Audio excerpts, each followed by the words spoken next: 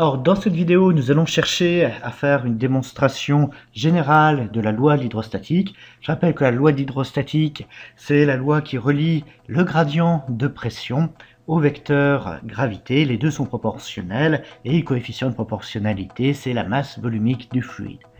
Alors nous avons déjà pu faire une première vidéo qui s'appuyait sur une démonstration simplifiée dans laquelle nous isolions par la pensée un cube d'arête A dans un liquide. Et ce que nous avions fait dans cette démonstration, c'est que nous avions fait le bilan des forces latérales exercées sur le cube. Il y a 6 faces, donc ça fait 6 forces latérales, et on avait pu montrer que c'était égal à moins A cube fois le gradient de P. Et l'autre force qui s'exerce sur ce cube, eh bien c'est le poids du fluide à l'intérieur qu'on avait pu exprimer.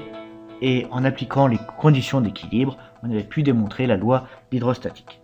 Alors on va garder le même esprit de démonstration, mais en faisant ça de manière beaucoup plus générale, sans ici passer par l'hypothèse d'avoir un cube. Alors ce qu'on va considérer, c'est encore une fois, on va isoler par la pensée une partie du fluide. Donc là, la forme n'a absolument aucune importance, et ce qu'on va regarder, c'est les forces qui s'appliquent sur cette partie du fluide.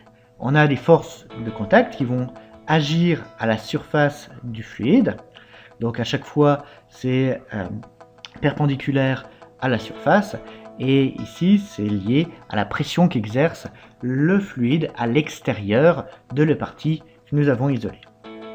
Et puis on va voir une force à distance qui va agir sur l'ensemble du volume. Ce sera typiquement la gravitation, le poids qui va tirer cette partie vers le bas.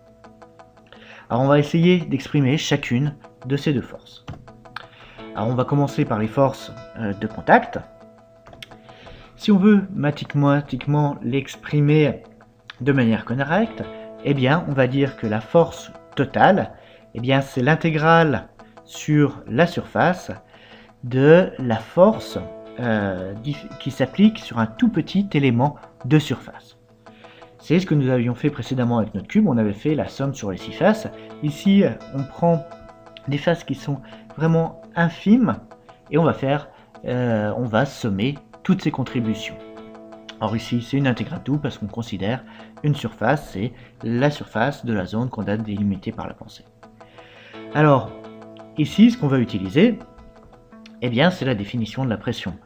La définition la plus correcte de la pression fait intervenir les vecteurs et elle nous dit que la force normale à la surface, c'est égal à moins P fois l'élément infinitésimal de surface qu'on considère, et c'est orienté, suivant la normale, à la surface avec une direction inverse, parce que cette force est appliquée vers l'intérieur. Donc si on applique cette définition et qu'on l'intègre dans notre expression, ça nous donne que la force totale sur la surface, c'est l'intégrale sur la surface de moins la pression fois ds fois n. Donc là, on serait un petit peu bloqué pour faire le calcul, mais il y a un théorème mathématique qui va nous permettre de transformer cette intégrale sur une surface en une intégrale sur un volume. Ce théorème mathématique, c'est le théorème du gradient. Qu'est-ce qu'il nous dit? Il nous dit que quand on prend l'intégrale sur une surface d'une quantité f, c'est équivalent à prendre l'intégrale sur le volume du gradient de f. Et ça va nous être utile, ce type de relation, parce qu'on va transformer notre intégrale de surface en une intégrale de volume. Et si on fait ça, on trouve que la force qui agit sur la surface, c'est l'intégrale prise sur le volume total de notre portion liquide, l'intégrale de l'opposé du gradient de P. Donc on a cette expression générale pour les forces de contact. Alors maintenant, la force à distance, c'est-à-dire le poids, on peut dire que cette force, c'est l'intégrale du poids pris sur un élément infinitésimal. Et le poids d'un élément infinitésimal, c'est la masse infinitésimale qui lui correspond, fois le vecteur gravité.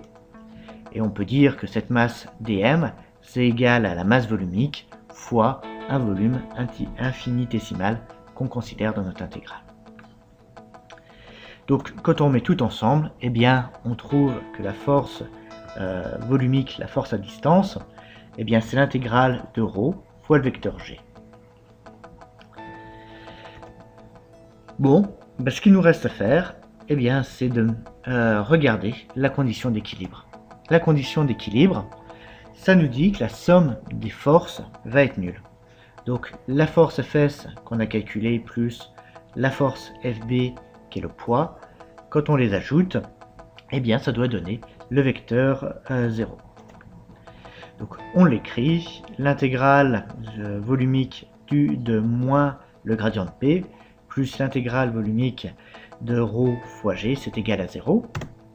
Si on regroupe tout dans la même intégrale, on voit que l'intégrale volumique qu'on a considérée, c'est que ρ g moins le gradient de P. Cette intégrale volumique doit être égale à 0. Et là, mathématiquement, on peut montrer que la condition qu'on doit avoir pour avoir une telle intégrale volumique égale à 0, c'est d'avoir le gradient de P qui est égal à ρ fois g. C'est-à-dire que le terme constituant cette intégrale ici doit être nul. Donc là, on a redémontré la loi d'hydrostatique. Dans n'importe quelle condition, on a ici un raisonnement qui est tout à fait général. Il ne s'appuie plus uniquement ici sur considérer uniquement un cube.